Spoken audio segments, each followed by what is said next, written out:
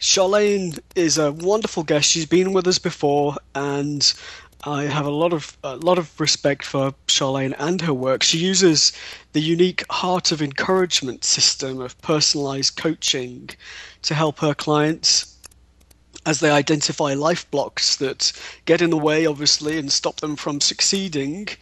She uses both cognitive theory and integrated intuition, and she listens to the resonance of her client's voice to identify hidden emotions, those stuck points, and giving voice to separated emotions that need to be reintegrated into healthier behaviors and choices. She's got many years of experience working with clients from all walks of life and different levels of trauma, and she has a very deep empathy for people and what they've experienced. If you would like to learn more about Charlaine, her website is charlainejones.com. That's charlainejones.com. I do recognize you. Check it out. There's some really great information and material there, and we're very happy to have Charlaine back with us. Well, Charlaine, good evening. Hello, Steve. Very happy to be here with you all tonight. It's wonderful to have you with us, Charlaine. Thank you for accepting our invitation to come back. It's a beautiful day for us to have done it as well. This wonderful 12-12 energy. Yes, 12-12-13.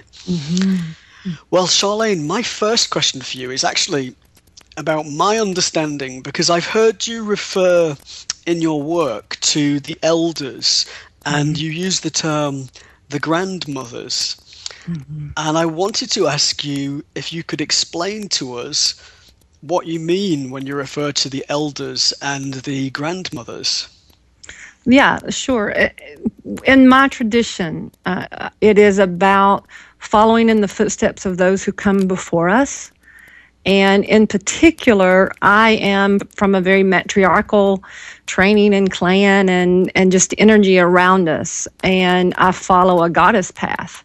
And from that is the idea of the mother maiden crone. And the grandmothers in this are the ones who came through 70, 80 years ago and started changing what was happening on this planet. And they're the ones who held harmonic convergence, and they're the ones who were talking about Sedona before it was very popular, and they were the ones who traveled to sacred sites around the world. And then as I began to wake up, they were the ones who had written the books or were holding ceremonies and were, right now we have the internet and people can hear your all's radio shows, but before we had to find each other. And these are the women who held spaces for young women to show up and learn and ask questions. And I have a series of 70 and 80-year-olds in my life who have been strong, strong women of the light in lots of different traditions. So when I say grandmothers, it's not only in the astral and in the ancestors realm, it's also right here in this lifetime. And I travel with them and I hold ceremony with them, and I just learn by being in the presence of these great souls. It's wonderful. I love the term women of the light. That's really It's great. not a casual term for, as any of you all know, we work here as spiritual souls. We work very much for the advancement of humanity. And sometimes that is not as simple as it seems. Absolutely. Absolutely. I know you do great work. You're definitely a woman of the light, Charlaine. And now we entitled the show Quantum Time. Yes. And yes. I wanted to ask you next to explain the concept of quantum time for our listeners, and for me, actually.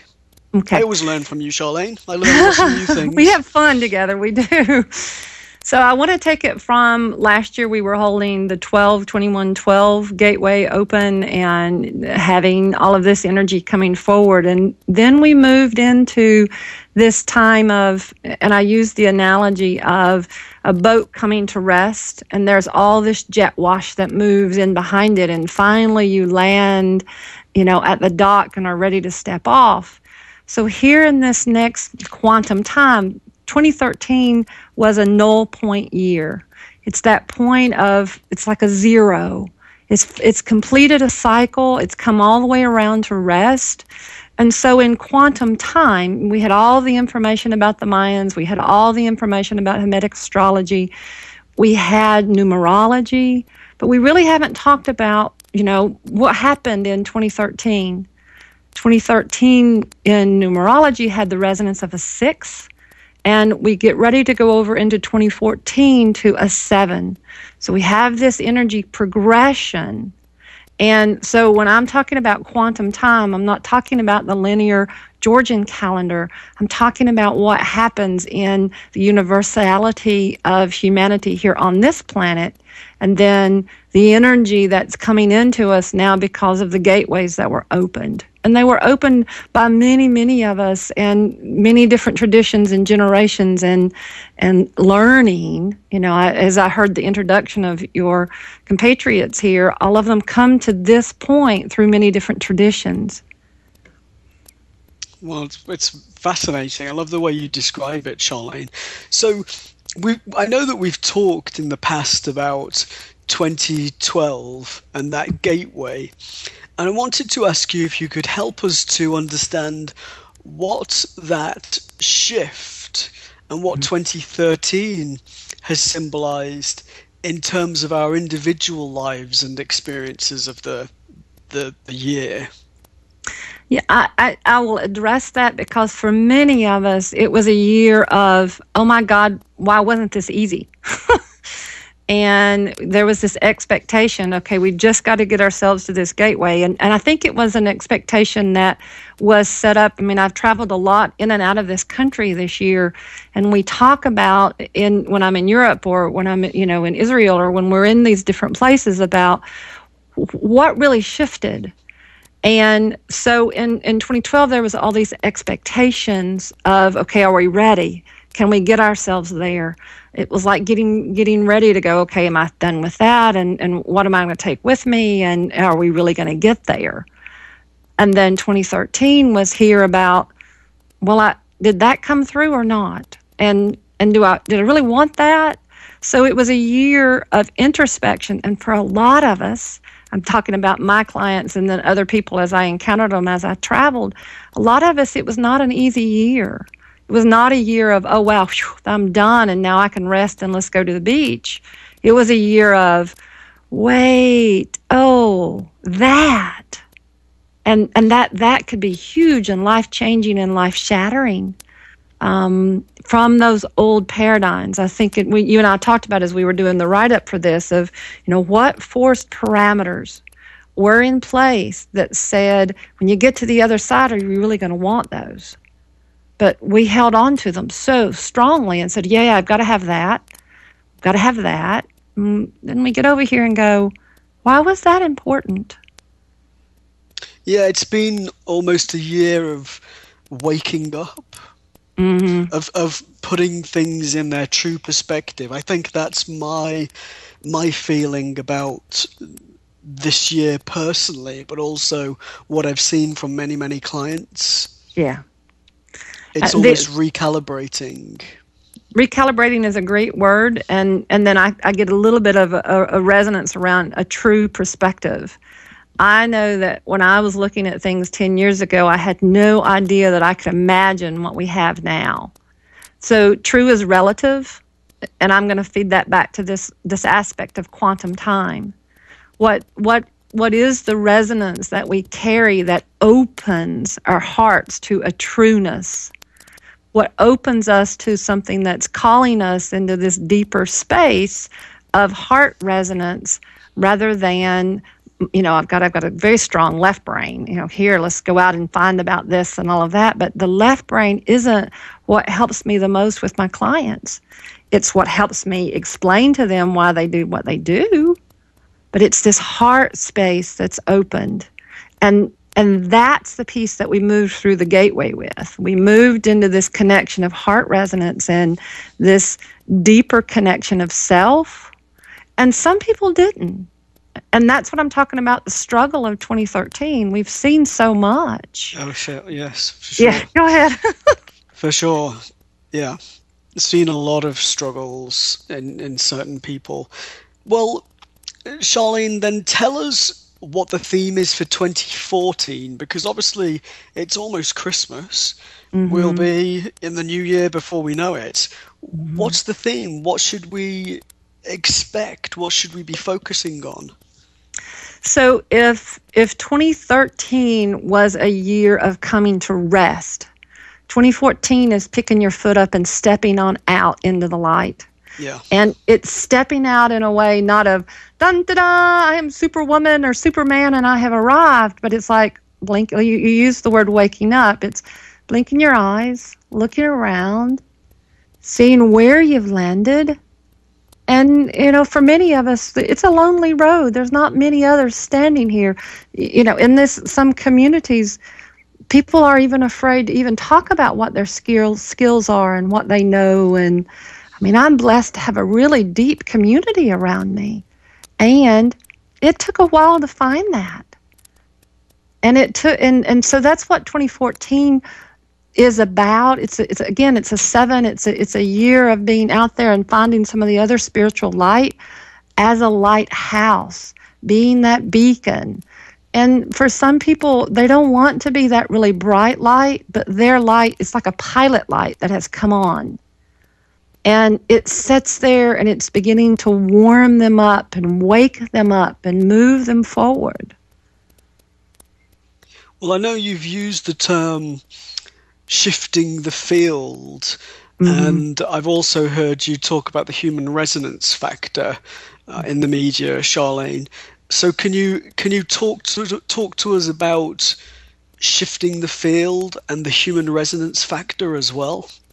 Yes, and a beautiful example of that is the world focus on Mandela's passing and the energy for many of us who were empaths, the grief that worked through the energy field all around the world.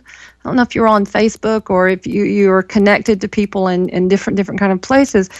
We as a collective felt that even if you didn't know anything was happening. I had so many clients calling me in crisis going, what is going on? And, you can talk about what was happening in the sky. And I didn't even try to talk to them about that. I would say to them, look, we're all connected.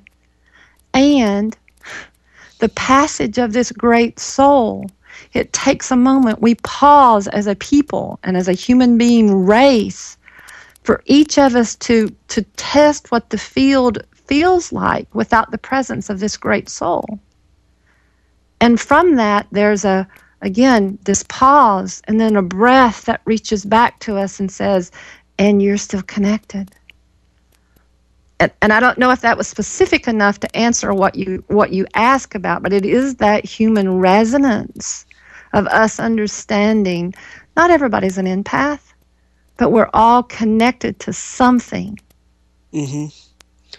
Yeah, I mean, I'm a big fan of astrology, and I often say to clients, there is this connection between the movement of the planets in our solar system and beyond, I'm sure. Mm-hmm. And well, that and what is occurring within each of us individually, we know for sure that the movement of the planets somehow describes what's occurring or what needs to occur within a person or within a nation or on the planet. So there's no doubt about our interconnectedness. And I also say to client Charlaine that the weather here is to be respected. We're living in this environment and we're connected with it. In other words, if a tornado blows through my town, it's going to affect me. I'm not separate from it. And astrology describes the weather above on the astral plane where our souls reside. So there's a definite interconnection. I like the way you've explained that. I know that when we talked in advance of the show, we spoke briefly about vortexes. And interestingly, I've been reading some fascinating books this week and read a lot about sunspots, which are vortexes. And I was reading about the pyramids, which apparently are built on vortexes in order to prevent more catastrophic occurrences on the planet. And we have vortexes within us as individuals, our chakras, etc. So, can you tell us a little bit about vortexes from your perspective, Charlaine, and quantum time? Yeah. Going to make a little distinction. There's a difference between a portal and a vortex. Portals are something that we talk about. Oh, I go here and this happened and I stepped into a different realm.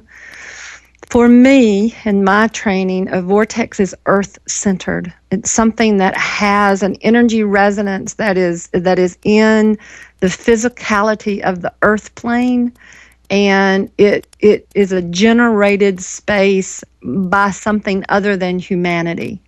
It doesn't mean that we can't open portals. We do all the time. That's a whole separate conversation. So I just want to make that clarity. And then when we talk about vortexes, we can talk about the sacred sites of the pyramids or Machu Picchu or some of the different pyramid sites all around the world. You can do the depth and the study about that. And from that is the connectedness from that galactic energy down to the earth energy. And it's the connection of earth to earth. And so when we do that and we talk about vortex energy, it's not energy of electricity like we see as we flip on a switch and see it in our houses. It's a manifestation of something, just like you talked about a sunspot. We can, on the physics realm, explain what that sunspot is, but we don't exactly know what it means to the sun because we're not in that center. And so what it means to us individually as well. Yes. Because of that interconnectedness. Mm-hmm. Mm-hmm. And it's that interconnectedness, and it's if we talk about, then add the layer here of quantum time, it's all happening simultaneously. And that's a big concept to wrap our brain around, but there is no past, present, and future. It's all happening here in this now of now moment.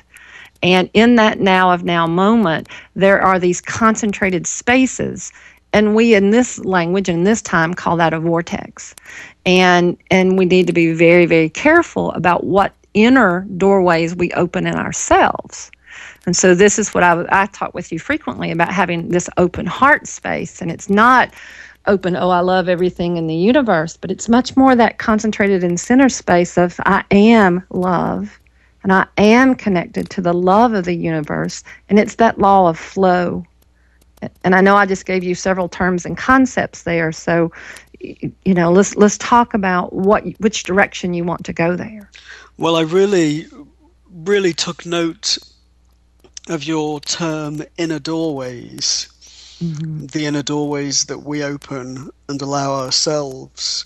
And I'm very interested in how we manifest, alchemy, etc. So I'm interested to ask you to go into some more detail, Charlaine, on those inner doorways that we open. Okay, and from that, again, here's the caveat, and it's the caveat of be careful what you ask for. Mm-hmm. And it's one of those kind of things, again, in your teaching, you talk about Hermetic astrology, and there's all this Hermetic learning. In the old lifetimes and in the old ways, we would have studied in the wisdom schools, mm-hmm. the left and right eye of Horus, or in some of the other different traditions. Right now, we have access as a country and a people to something called the internet and a computer. We also have access to psychedelics, and not that they wasn't a part of traditions in old ways, but they were taught in reverence, and they were taught, again, in very controlled circumstances. So when I talk about inner doorways, I'm talking about that psychic access and essence of who you are that's in the light. And it's in a way and a resonance that carries the signature of the truest piece of you that's part of your soul that's connected to the greater soul. And when we're in that connection, the flow has this higher resonance, And it's not higher as in 5 stories up. It's just if you listen to the frequency, it's not a low sound.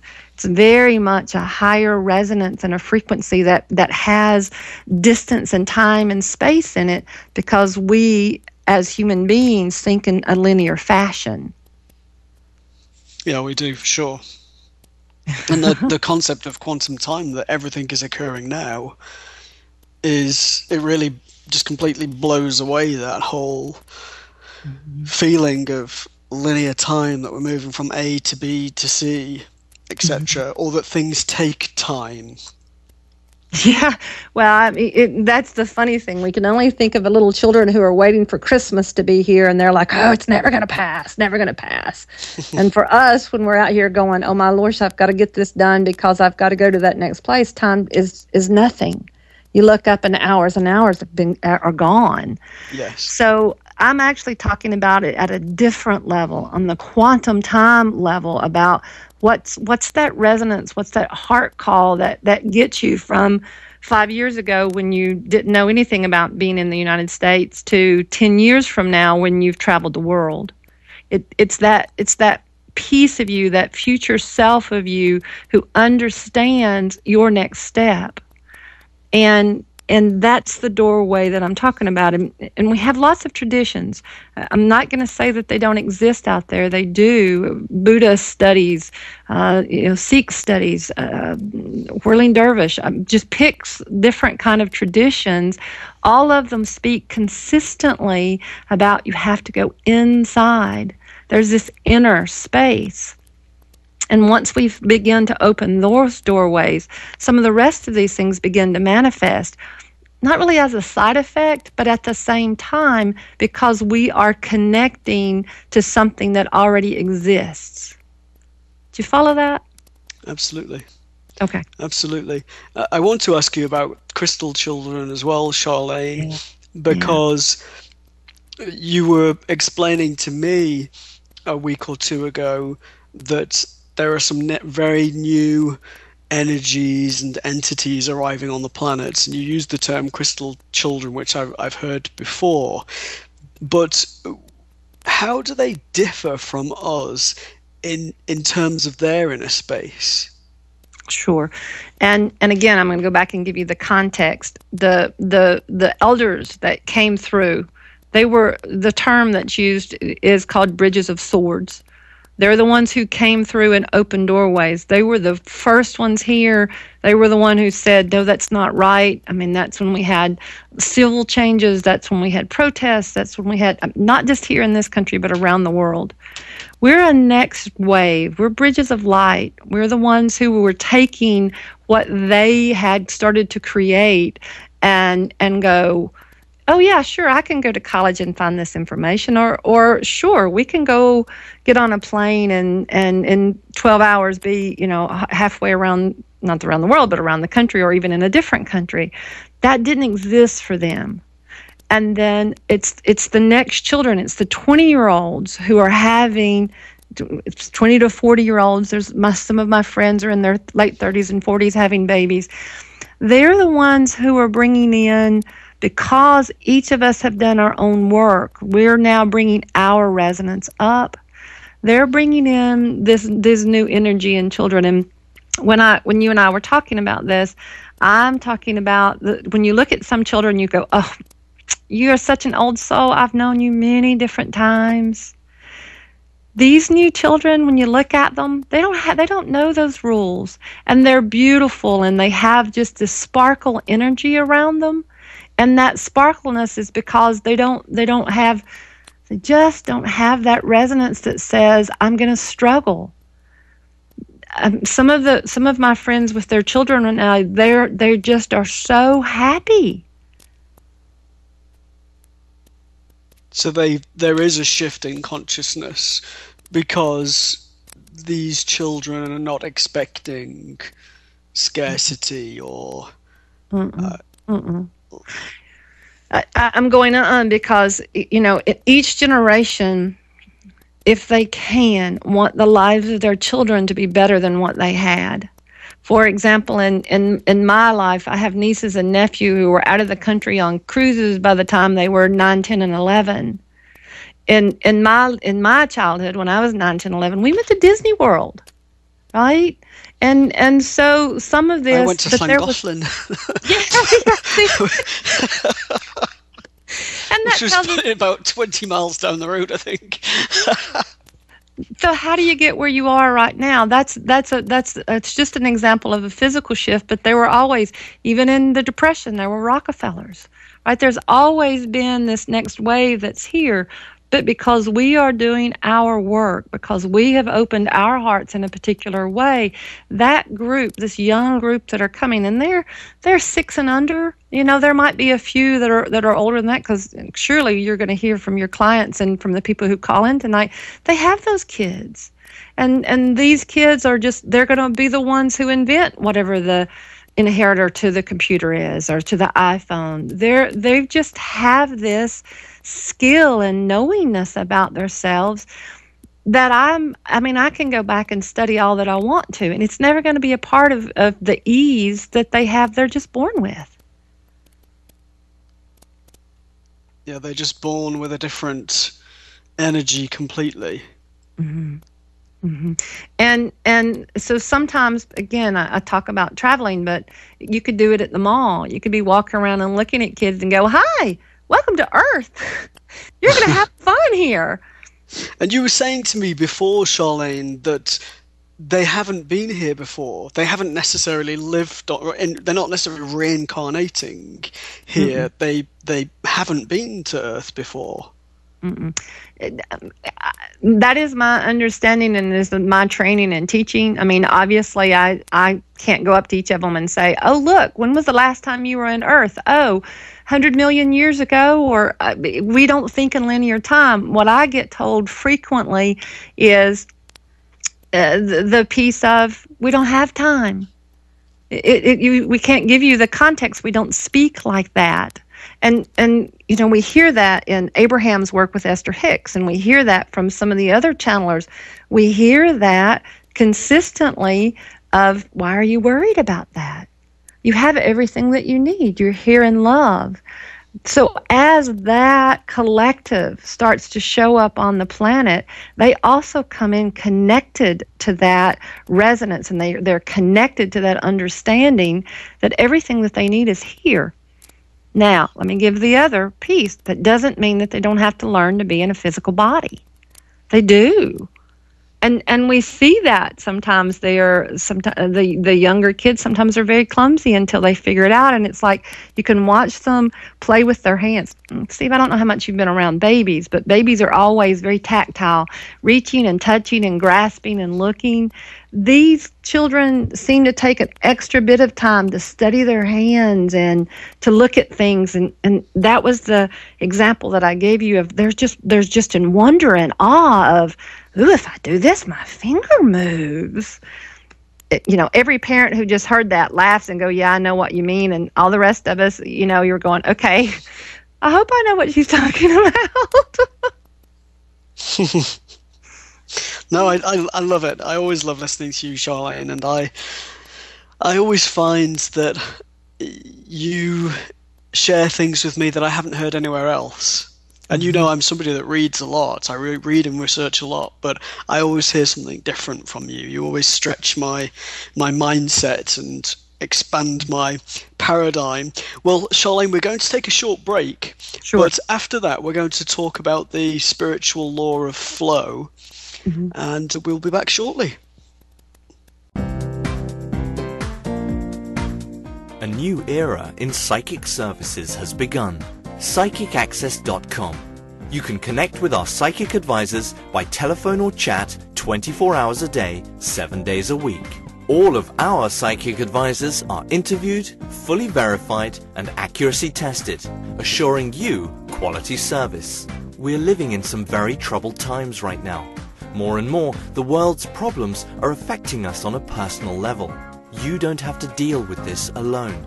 Our highly accurate psychics, caring advisors, and talented mediums can help with situations you are currently experiencing and can let you know what the future may hold for you. All new customers get a free 6-minute reading. All you have to do is register. Why not visit us now and get a free reading at psychicaccess.com. Well, welcome back, Charlaine. I want to ask you to share with us the concept of the spiritual law of flow. Mm-hmm.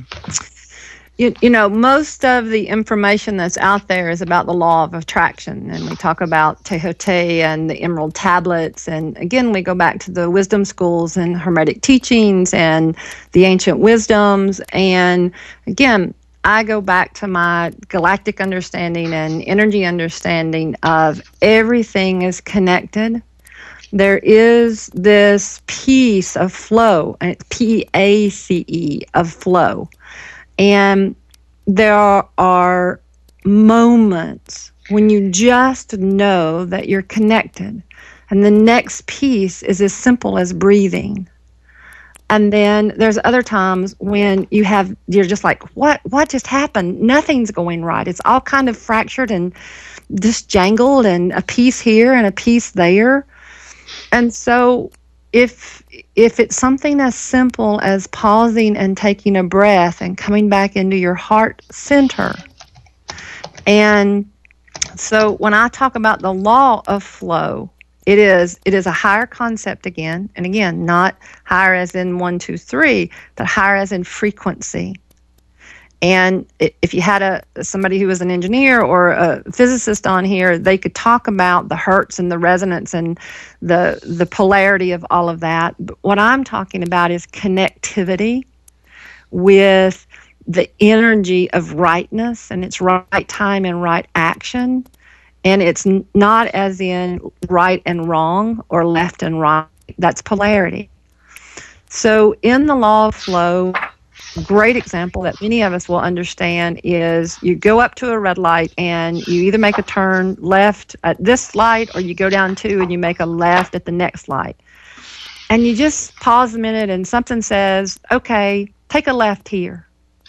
And you hear a wreck in about 3 seconds or something. And you would have been down there when that happened. That's that piece of listening to the flow and turning the way you need to. Going back to children, there's not a parent alive that suddenly get this feeling to, oh, wow, I need to go check on my child in the other room because we don't know why. You just go and check the other room. That's that pull piece. That's that tug that says your attention is needed. So taking that basic concept, I'm then building on it and bringing it up to the next level of the law of flow of connection. And then you talked about manifestation. You bring it on up to the next piece. So micro, meso, macro. You bring it on up to the macro level. And when we start manifesting there, it's about the highest blessing and the highest frequency and the highest light, L-I-G-H-T. And so when we're in this higher resonance of the law of flow, it is simply, it's as simple as breathing and being connected. And the more that you turn toward that, the more that you start listening to those subtle movements. I don't pretend to say that I have it mastered, nor do I pretend to say that it's easy. Because our chaos minds, our left brain minds, our ego minds go, well, that didn't just happen. And you get home and you say to people, oh my gosh, the weirdest thing just happened to me today. If I had just kept going, I'd have been in a car wreck. And so there's those different levels of flow and connectivity. And when you open to this heart space, when you open to your inner knowingness and you open to the call of the universe, that's when that flow can begin to build. And it starts sometimes as a single drop of rain, and then it sounds like a little bit more, and then it's a stream, and then it's a babbling brook, and sometimes it can be a rushing river, and you're like, woo, I don't want that. And sometimes it's as big as the ocean, and you just are it. And sometimes you are all the way connected, and you don't need to do anything. You just be it. I remember going into meditation once, and I was in a lecture theatre in the meditation, and I was listening to a wise one speaking to all of the people there, and a lady put her hand up and he said, "Yes, madam, if you have a question, I'll be happy to answer it." And she said, "How do you find something?" And he said, "It's very easy, madam, never look for it." That's exactly it. You were very simple. You answered the question in 2 words, Yeah, Never don't look for it. Don't look for it. Release, Yeah. enjoy, be now. But I wanted to say to you, Charlaine, that I was taught that when we leave the physical world, when we leave behind this physical body, this shell, this tool that we must have in this physical environment, we leave and we revert to the astral plane, and we work our way above that eventually. But it's all telepathic. The communication is telepathic. Any movement is telekinetic. So I was taught, learn as much as you can about telepathy, psychic ability, sensitivity, intuition, making things happen with your mind, manifestation, telekinesis, because when you leave the physical world, that's what you'll be working with. Okay, so I'm going to be me and ask you, what are you really asking there? Because in quantum time, it's all happening at the same time. In that space, you are telekinetic, you are connected, you That's are true. all of that, And so are you asking me about being earthed on Earth in the physical body and what we are to bring here? Or, see, I don't make a distinction between what you just asked. Maybe that's the way for me to answer your question. Yeah, well, I think what I want to ask you is, I know that we're present on the astral plane, that Yes. we are already there. Yes. I know that's where the soul resides, but we're also having this physical human experience. How can we make most use of telepathy, telekinesis, alchemy, manifestation in our experience now of this physical plane? Okay. And so, again, in answering your question, it is this idea of separateness. Each of those labels that you just said and put on there is in a linear way for you to understand that that's your next progression to practice and experience it. Again, I would say to you that you've had moments of those happening in your life when you look and went, what just happened? How do I know that? Or something missing, and you know that you know where it is, and you finally just give up and say, okay, I know this here is here, and you walk back and it's laying on the kitchen table. It's pulling things through those time and space quadrants. And again, that's a whole nother show. But when we're here, and I'm touching my heart, when we're here in this space, in this now of this body, when we're in this space, as of, 8:42 on 12/12/13 p.m. Eastern, that creates its own resonance. And I'm suggesting that you could do a future regression and say, okay, 10 years from now, when I look back to this point in time, what can I send back to them so that they're connected easier? Because I would believe at another point in time, you look back on your history and I look back on my history, and I send such love to that child at that moment. They don't know what they're feeling, but they're experiencing that upwelling of light. And redirect me, I'm not exactly sure I'm answering your question.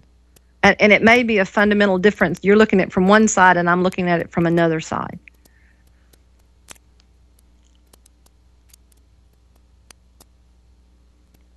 Steve, are you there? Yeah, Steve, where are you? I am here. Sorry, he was in Lala Fairy. I was babbling away like that babbling brook. You just went out into a different one. There you go. Steve went into the future and called himself backwards. Well, I no, you're definitely answering my question, but I I guess what I'm saying is, how can we make things happen now You in the can't make physical anything world? happen now. There's no Yeah. making things happen. There isn't a point of allowing. Making things happen is, sorry, I just got passionate about that. Let me take a breath. Making things happen is a left brain, ego driven demand. I can get in that space and make things happen, and people are housed and people are fed and my clients are wonderful, and I'm exhausted. It's using the energy in a way that is detrimental to me. This is that law of flow and the peace, PACE, of allowing. And I'm not, Steve, you know me, I'm not some kind of big, massive spiritual guru that goes up and sits on, and spends my whole life in meditation. And it's not a bad thing. I just happen to not choose that in this lifetime. I live here and walk around in this world, and making things happen is not manifestation. It's ego-driven. So we shouldn't try. Well, isn't that the example that you gave of the man on the stage saying to her, "Madam, stop looking"? Don't look. Yeah. So do you believe then that we really should just be focused on this moment now? Well, if trust. I think that was easy and that was something that was available, the conversation here would be totally different. I think that that's part of the progression and the learning of what's mine to do, and what different than what's my responsibility. And I'm using language here in a way that may have a different context for a lot of people. Eckhart Tolle is one of the ones that's out there in a very famous way about the power of now and being in this moment and only having this breath. However, he was homeless on a park bench for 2 years. Most of us don't want to do that. Most of us are here in the everyday context of living and working and turning on our lights and paying our bills. In that space, it's taking that breath in that moment of space to say, I matter, and what's my next step? And listening at that deep level, listening at that subtle level for what is that next step. And sometimes that next step is to let a whole lot of things go. And then we grieve it. I mean, that's what 2013, I'm circling all the way back to the beginning now. 2013 for a lot of people has been letting things go that we thought we would never want to let go. And I'm including myself in that. Yeah, like I can certainly include myself in that, Charlaine. I've made decisions this year that needed to be made, but that I just egotistically couldn't make before. And this year, my priorities just feel very different. Mm-hmm. Mm-hmm. They really do. And in the finding out that those priorities feel very different, there's energy that's freed up. There's a space in you that's freed up. It doesn't mean that it doesn't hurt like hell. It did. And it doesn't mean that the growth was easy. It wasn't. And the evolution, because I set intention, inner intention, and gave attention to it. I put my focus and I put my strength to it. And it's not muscle strength. It's like, okay, I'm going to be still and really listen here. And it was not easy. You've been a part of that progression. You know firsthand, it was not easy. And I would challenge any of the people, who are listening here and talking about this, tell me when it was easy. Wasn't. It's funny because there was a moment, me, I'm always busy doing this and that. And there was a moment this morning when my guide said, just sit still. Mm-hmm. And I almost felt, well, to do what? And he said, just listen. Yeah. And I sat here and I wasn't listening with my ears. Mm-mm. I sat here and I was just listening to what I sense as I just gaze out of the window, listening to what's important to me, what's important now. And it was very peaceful, but very powerful. Mm-hmm. It's that depth of resonance that I'm talking about. From that space of connectedness and that peacefulness, the next step, the next decision, the next movement isn't simple. And yet it's there. It carries its own tone. And again, I talk about the things that we laid down in 2013. Some of them I've carried for the longest of time and wanted and thought that that was the most important thing. And oh my God, I was going to die if I didn't have it. It's no longer important. The priorities have shifted. They just have. And the next moment they shifted again.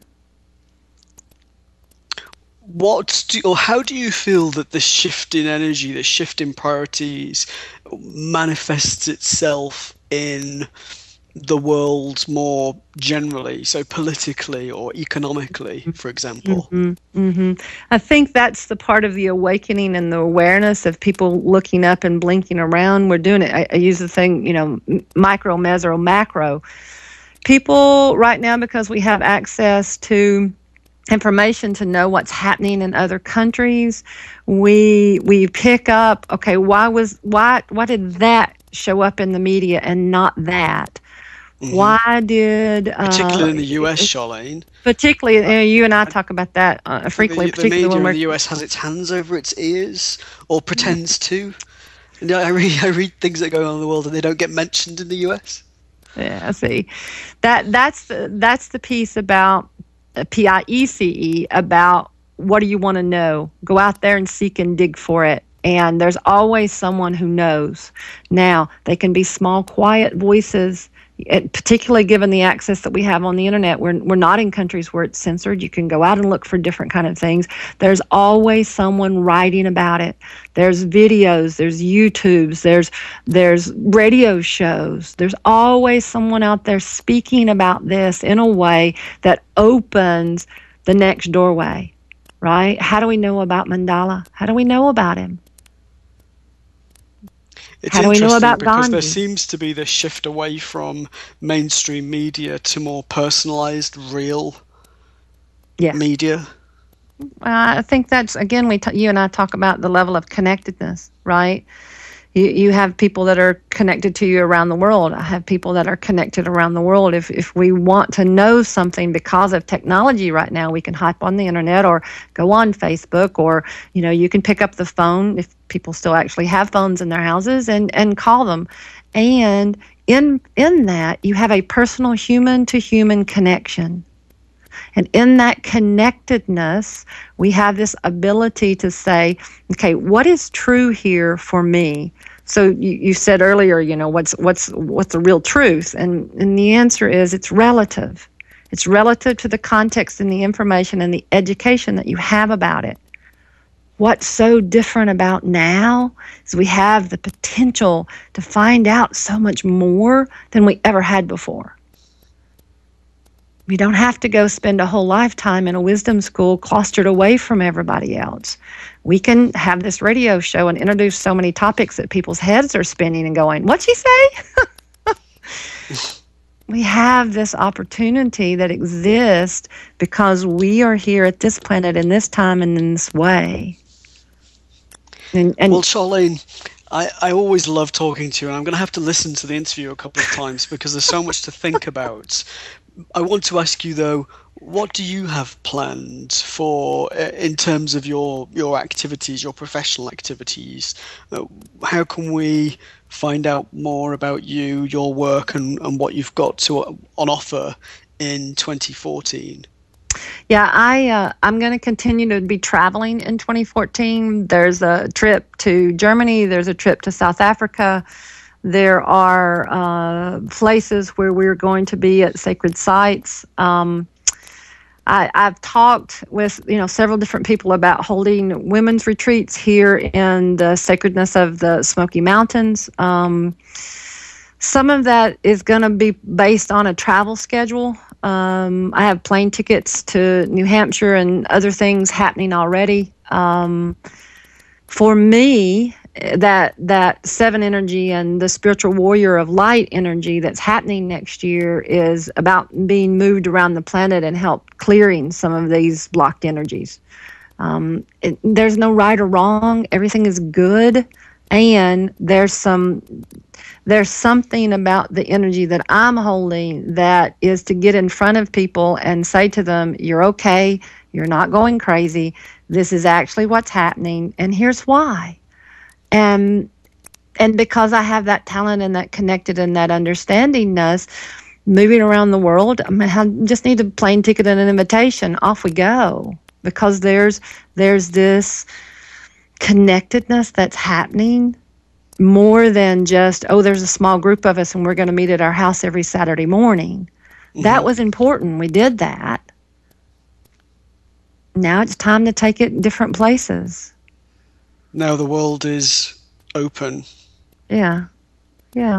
And exciting. So at other times it would have been, okay, we're going to take a trip to the sacred sites of Ireland or to the Middle East or to Australia, or now we go different places. I mean, I've slept on the floor in lots of different countries and been in people's houses where the best that they offered me was things here in the America people won't even know about. I've been in the Arctic Circle. I've been lots of different places. And every place I'm connected to a human being who loves where they are. They have so many things they want to show me. So earlier you asked to tell you about the elders and that circle of grandmothers. It's just that, Steve. It's taking what we know and mentoring it and offering it out in that beautiful, loving, connected way. Well, Charlaine, it's been wonderful to have you with us again.